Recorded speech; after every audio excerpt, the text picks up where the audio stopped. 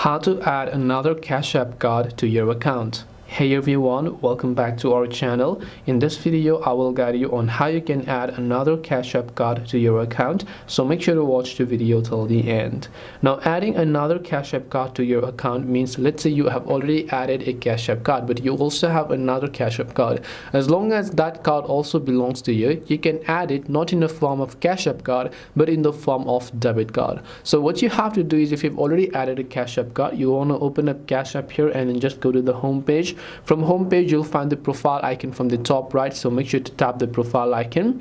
When you tap the profile icon, you'll find an option that says linked banks, so make sure to tap on the linked banks option. As you do that, it will ask you to basically enter your debit card number. So whether it is Cash App card or other card, doesn't matter. Enter the card number, tap the link card option, and that card will get successfully added. So this way you can add another Cash App card to your account. Hope this video was very helpful. If you have got any more questions, then feel free to leave them down below. Thank you very much for watching, and see you soon in our next video.